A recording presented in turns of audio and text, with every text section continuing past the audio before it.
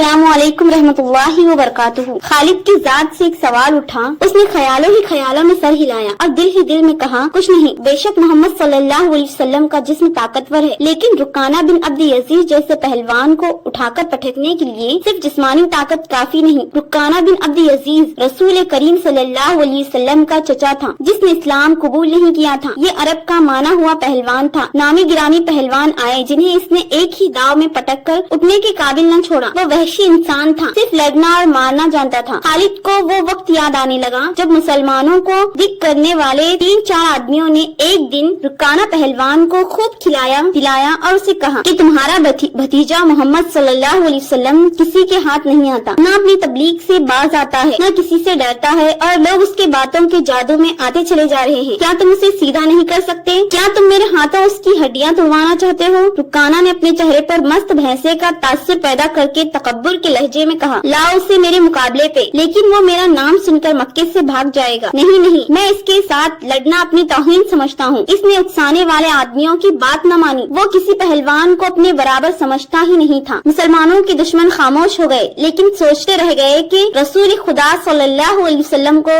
रुकाना के हाथों गिरा कर आप सल्लल्लाहु अलैहि वसल्लम का तमाशा बनाया जाए। मक्के के यहूदी खास तौर पर रसूल अकरम सल्लल्लाहु अलैहि वसल्लम के दुश्मन थे, लेकिन वो खेल के मैदान में नहीं आते थे। वो खुश थे कि अहले कुरैश आपस में बटकर एक दूसरे के दुश्मन हो गए हैं। मुसलमानों को पता चल गया कि कुरैश के कुछ आदमियों ने रुखाना पहलवान को उकसाया है कि वो रसूल खुदा सल्लल्लाहु अलैहि वसल्लम को कुश्ती के लिए ललकारे, लेकिन वो नहीं मान रहा था। एक रोज रुखाना रात के वक्त एक गली से गुजर रहा था कि उसके करीब से एक बड़ी हसीन और जवान लड़की गुजरी। चांद रात में लड़की ने रुखाना को पहचान लिया और मुस्कुराई। रुखाना वहशी था, वो रुक गया और लड़की का रास्ता रोक लिया। क्या तुम जानती हो? रुकाना पहलवान ने पूछा। उस जवान लड़की ने जवाब दिया, मैं सब्त बिन्त अरमन हूँ, अवा अरमन यहूदी की बेटी। रुकाना ने कहा, क्या मेरा जिस्म तुझे इतना अच्छा लगा या मेरी ताकत? लड़की ने कहा, तुम्हारी ताकत ने मुझे मायूस कर दिया है। सब्त ने पीछे हटते हुए कहा, तुम अपने भतीजे मोहम्मद सल्लल्लाहु अलैहि वसल्लम से डरते हो? कौन कहता है? रुकाना ने गरज कर पूछा। सब कहते हैं। सब्त ने कहा, पहले मोहम्मद सल्लल्लाहु अलैहि वसल्लम को गिराओ, मैं खुद को तुम्हें इनाम में दूंगी। रुकाना बोला, अल्लाह के बेटों और बेटियों की कसम, तेरी बात पूरी करके तेरे सामने आऊंगा। रुकाना ने कहा, लेकिन तूने गलत सुना है कि मैं मोहम्मद सल्लल्लाहु अलैहि वसल्लम से डरता हूँ। बात यह है कि मैं अपने से कमजोर के साथ लड़ना अपनी तौहीन समझता हूँ, लेकिन तेरी बात पूरी करूंगा। मशहूर मौरिख इब्न हिशाम ने लिखा है कि रसूल खुदा सल्लल्लाहु अलैहि वसल्लम ने खुद रुकाना पहलवान को कुश्ती के लिए ललकारा था। दूसरे मौरिख बिन असीद ने जो शहादत पेश की है वो सही है कि रुकाना ने मोहम्मद सल्लल्लाहु अलैहि वसल्लम को कुश्ती के लिए ललकारा और उसने कहा था, मेरे भाई के बेटे, तुम बड़े दिल और बड़ी जुर्रत वाले आदमी हो। मैं ये भी जानता हूँ कि तुम झूठ बोलने से नफरत करते हो, लेकिन मर्द की जुर्रत और सदाकत का पता अखाड़े में चलता है। आओ मेरे मुकाबले में अखाड़े में उतरो। अगर मुझे गिरा लो तो मैं तुम्हें अल्लाह का भेजा हुआ नबी मान लूंगा।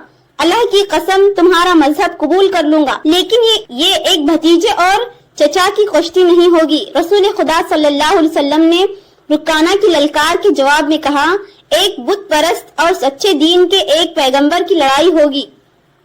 तू हार गया तो अपना वादा न भूल जाना। मक्के में ये खबर सहरा की आंधी की तरफ फैल गई कि रुकाना पहलवान मोहम्मद सल्लल्लाहु अलैहि वसल्लम की कुश्ती हो गई और जो हार जाएगा वो जीतने वाले का मजहब कबूल कर लेगा। कुरैश का बच्चा बच्चा, मर्द व जन और यहूदी हुजूम करके आ गए। मुसलमानों की तादाद बहुत थोड़ी सी थी।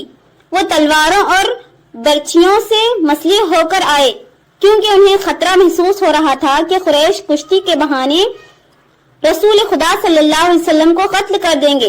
अरब का सबसे ज्यादा ताकतवर और वहशी पहलवान रुकाना बिन अब्द यजीज रसूल खुदा सल्लल्लाहु अलैहि वसल्लम के मुकाबले पे उतरा। उसने रसूल खुदा सल्लल्लाहु अलैहि वसल्लम पर तंजिया नजर डाली और आप सल्लल्लाहु अलैहि वसल्लम मुकम्मल खामोशी और इत्मीनान से रुकाना की आंखों में आंखें डालकर देखते रहे कि वो बेखबरी में कोई दाव न खेल जाए। रुकाना आप सल्लल्लाहु अलैहि वसल्लम के इर्द गिर्द यूं घूमता जैसे शेर अपने शिकार के इर्द गिर्द घूम रहा हो और अब उसे खा जाएगा।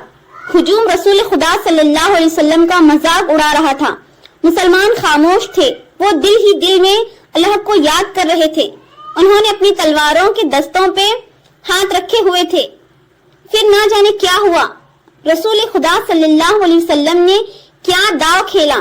ابن الاسیر کہتا ہے کہ آپ صلی اللہ علیہ وسلم نے رکانہ کو اٹھا کر زمین پر پٹک دیا۔ رکانہ زخمی شیر کی طرح اٹھا اور غرا کر آپ صلی اللہ علیہ وسلم پر حملہ ہوا۔